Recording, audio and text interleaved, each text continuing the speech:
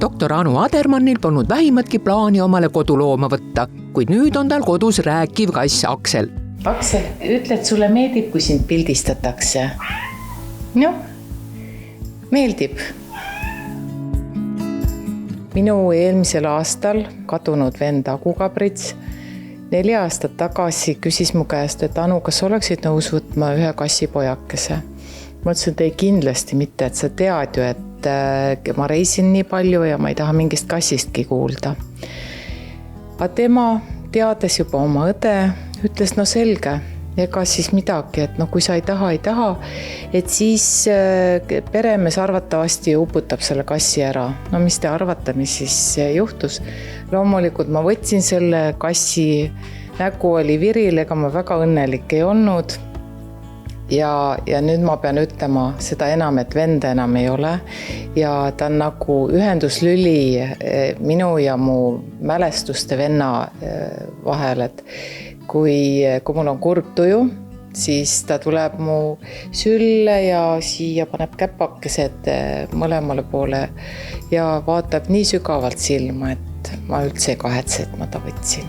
Ta pole kunagi ühtegi asja ümber lükanud ega katki teinud, vaid kord pahandas, kui perenaine reisile sättis. Kui me läksime tütrega Brüsselisse ja siis ta enne seda järjekordselt nähes, et ma asju pakin kohvrisse, siis ta pissis kohvrisse. Peale seda muidugi hoiame alati enne reisi kohvrid kinni. Ta vahel Facebookis pahandab ja kirjutab siis, et mis tal südamel on. Et mina käin küll trennis, aga ikkagi ei oska nii hästi hüpata, kui tema oskab. Et ta isegi ei ole proovimas mind näinud. Kuhu ta kirjutab seda? Ja Facebooki minu kontole, tal endal ei ole kontot. Ja ta ise kasutab siis, kui mina magan, siis ta kirjutab. Aksel, tule, lähme vaatame. Tule vaata, mis siin on. Ma tahaks nii näidata, see on nii äge. Aksel, kuidas sa hüppad?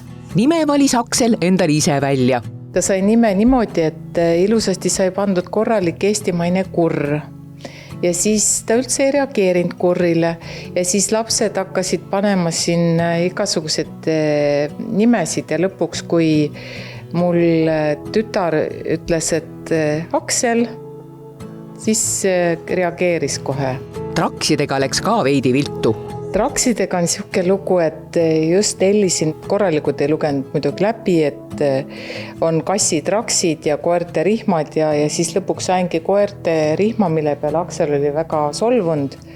Ja siis ta postitaski Facebookis, et ei tea, mis perenaine talle sünnipäevaks kingib, et kas hobuse rakmed või.